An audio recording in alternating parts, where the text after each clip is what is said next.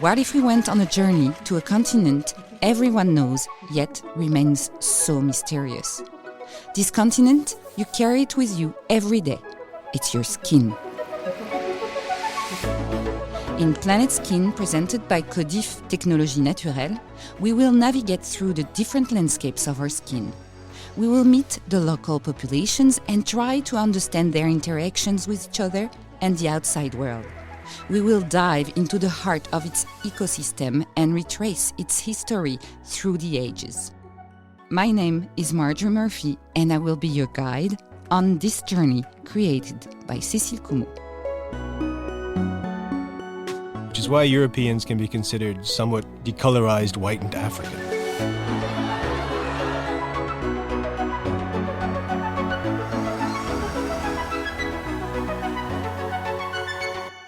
Here we go again on a journey.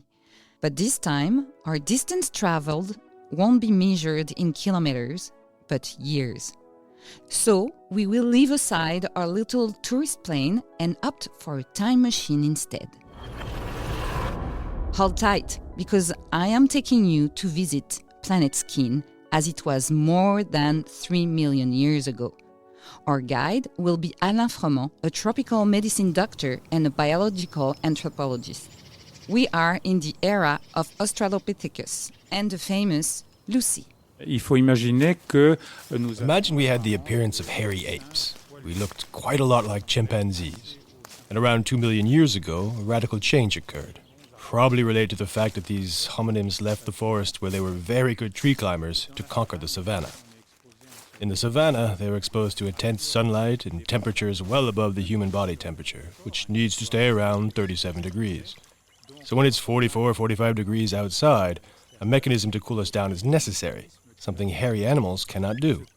This mechanism is called evapotranspiration.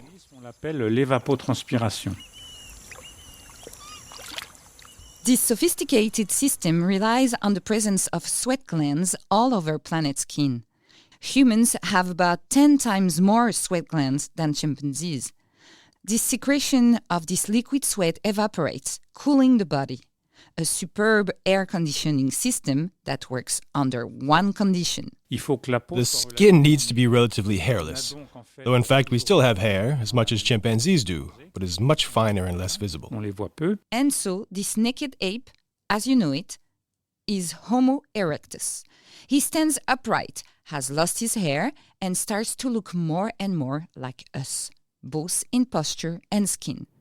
But evolution is not finished. Since they were in the sun, they developed a sunscreen, a molecule present in all animals, even those far from our lineage, called melanin, a colored substance that acts as a screen. Et qui sert donc d'écran. Homo erectus conquered the Old World. We find his traces in Africa and in Asia, in places like Java. His skin was exposed to varied climates, which it had to adapt to. Il a fallu, avec la migration... With the migration out of Africa, there was a need to compromise between skin color that was problematic when too dark, as it reduced ultraviolet rays. So we lost some of this pigment. Not completely, except in those with albinism, since Europeans can tan. So they have a physiological memory of melanin synthesis. But we lost some genes along the way from Africa, which is why Europeans can be considered somewhat decolorized whitened Africans. Modern humans spread around the world and reached America perhaps 25,000 years ago. However, after staying a long time in Asia, these original migrants to America, the ancestors of Native Americans, had lost some of their African skin color genes. When they arrived, they came through very cold regions like the Bering Strait, now home to the Inuit peoples. But as they moved to intertropical zones, in Central America and the northern part of South America, where the latitudes and climates are similar to those in Africa, their skin did not become as dark as before because they had lost some of their skin color genes along the way. Une partie de leurs gènes de couleur de peau, vous n'avez pas des Amérindiens qui sont complètement noirs comme en Afrique.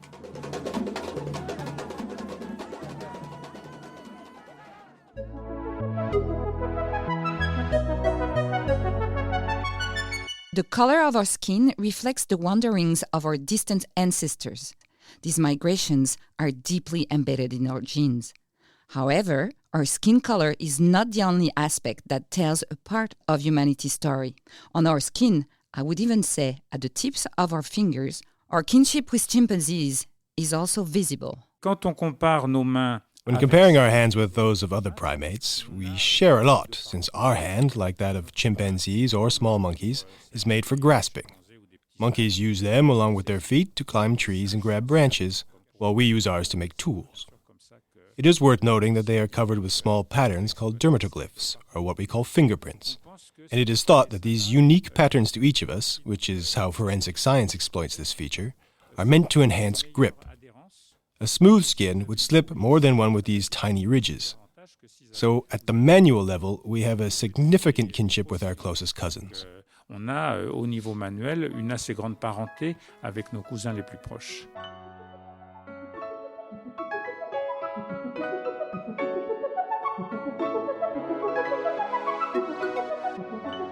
But let's return to the color of our skin. This range, from very dark brown to whitish pink, relies on about 100 genes.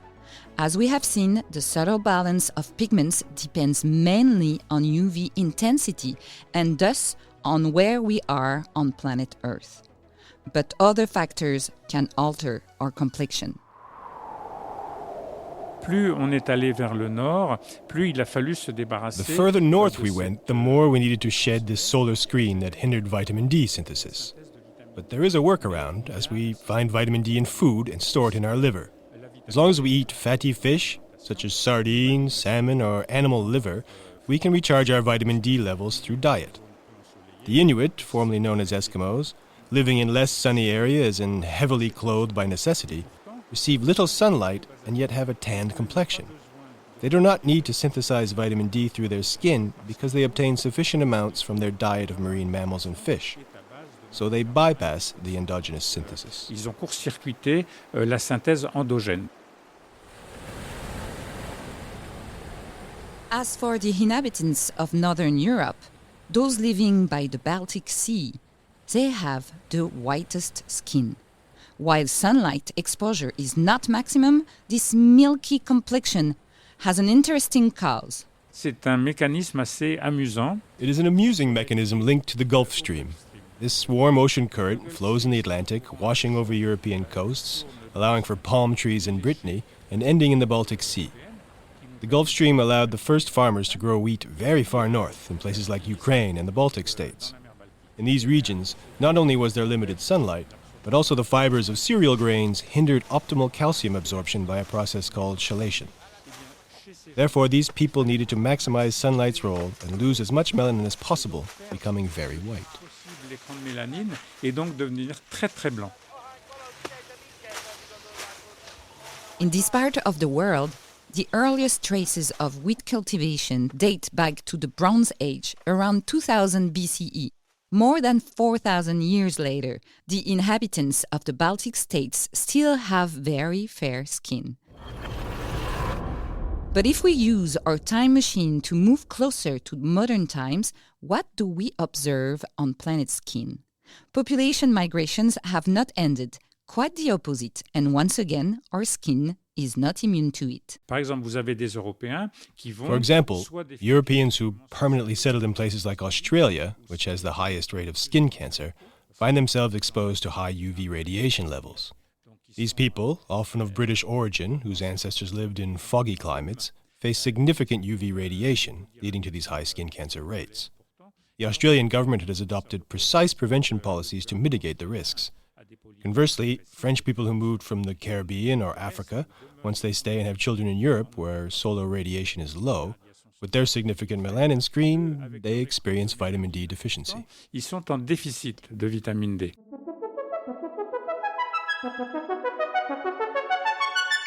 One question intrigues me. With global warming, how will our planet's skin evolve? I propose we set our time machine to visit the future. Ce réchauffement, il est lié à un effet de serre. This warming is related to the greenhouse effect, not to increased solar radiation. So it won't change our skin color. It will be hotter, but we won't receive more UV radiation. Though there's also the issue of the ozone layer, damaged by certain chemicals released into the atmosphere, which isn't fully repaired.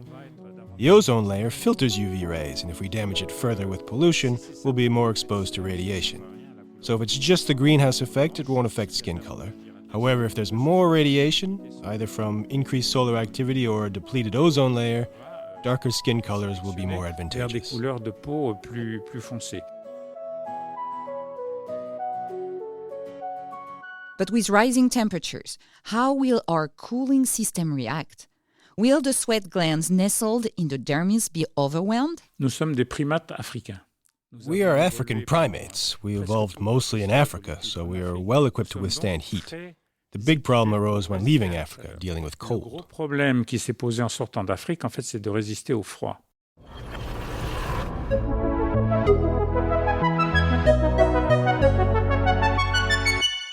Our journey through time is almost over. We have covered millions of years in just a few minutes. To finish, I propose one last little detour to discover another facet of our planet's skin. Still a journey through time, but much shorter. It will last only 9 months. 9 months. You see what I mean? We will see how the skin develops in utero.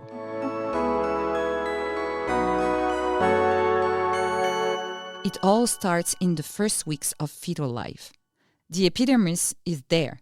Under this still transparent envelope, the blood vessels are forming, and this organ has a very particular origin. Embryologically, Sylvie Consoli. la peau the skin derives from the same embryological layer as the brain. This layer is called the ectoderm, and as we see after birth, all the cells of the skin are connected with nerve fibers and nerve cells, and these connections remain very important throughout life. Based on this common origin, all the subsequent discoveries we made, all the psychological discoveries about the importance of tactile exchanges were obviously very significant. autour de l'importance, en effet, des échanges tactiles.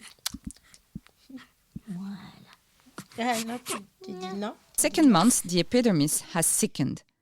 It has 3 layers and the dermis is developing. Touch receptors appear progressively from the 8th week.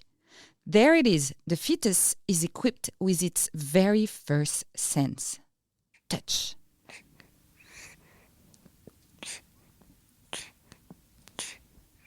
Third month, the skin on the scalp is covered with fine hairs. This lanugo will gradually cover the whole body. These hairs will only disappear, though not completely, around the 30th week.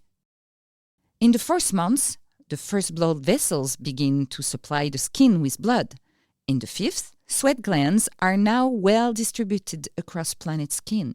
In the 6th months, the skin is covered with a waxy substance, the vernix caseosa. Literally, cheese varnish. La peau, The skin in utero Pierre-Yves Morvan. elle est d'abord particulièrement is initially particularly rich in lipids. There is an element that covers it and will prevent an excess of water from entering the skin. It will create a certain impermeability because indeed the baby is bathing in a liquid, the amniotic fluid. We all know that when we stay a long time in water, in our bath for example, our skin changes its appearance. It doesn't wrinkle, but it takes on a particular look. So obviously the baby's skin must protect itself from this excess water through the presence of a lipid-rich substance that protects it. riche en lipides qui va la protéger. In months 8 and 9, the skin becomes thicker and more resistant. It is time to prepare to face the outside world. The baby is here with his brand new, infinitely soft skin.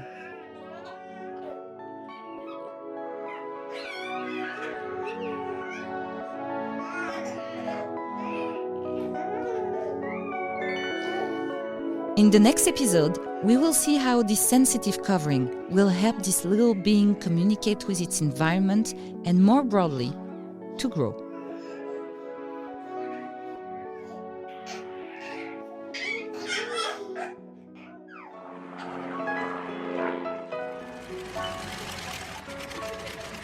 Find our podcast Planet Skin on all listening platforms on YouTube and on the website codif-tn.com.